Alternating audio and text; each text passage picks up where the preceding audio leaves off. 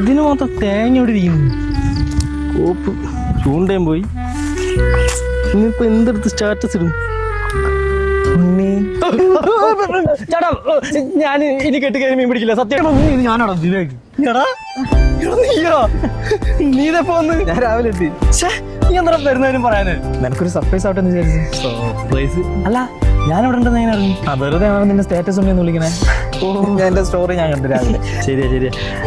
അടാ നീ പോയ പിന്നെ ഭയങ്കര മിസ്സിങ് അടാ. ഇപ്പൊ ഞാൻ ഒറ്റയ്ക്കാ. ഒഴിവ് സമയം ഇങ്ങനെ മീനൊക്കെ പിടിച്ച് നടക്കും. ഞാനും കണക്കാടാ. ഈ നാടും വീടും നിന്നെ എല്ലാരും മിസ് ചെയ്ത് ശരിക്കും. പിന്നെ നീ അയച്ച നീ ഫോണുള്ളോണ്ടാ ഓരോന്നൊക്കെ. വന്നേ പോവാ. എന്തിനും ഇവിടെ സംസാരിച്ചു? അല്ല പെട്ടി പെട്ടി എന്തൊക്കെ അറിയാം. എന്തൊക്കെയാടാ എന്റെ കുറെ തുണി കൊടുന്നില്ല ഇപ്പൊ. നോക്കി എടാ നമ്മള് നേരെ വീട്ടിക്കല്ലേ? അതായിരുന്നു പ്ലാൻ. പക്ഷെ വീട്ടുകാരെല്ലാരും കൂടെ വടകരക്കുള്ള അമ്മാവിന്റെ വീട്ടിൽ പോയി.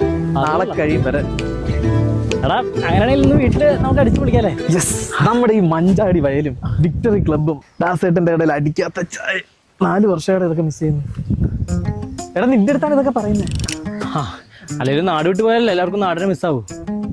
മടുത്തടാ. എനിക്കും മടുത്തു. എത്രന്ന് വെച്ചാ ഈ അടിക്കാത്ത ചായ പിടിക്കുക. നീ നാട്ടിൽ നിന്ന് പുറത്തോട്ട് പോകുമ്പോൾ മനസ്സിലാവും. അന്ന് നീ പോണ്ട. പോണില്ല. എടാ എന്റെ ഈ വരവിന് വേറൊരു ഉദ്ദേശം കൂടെയാണ്.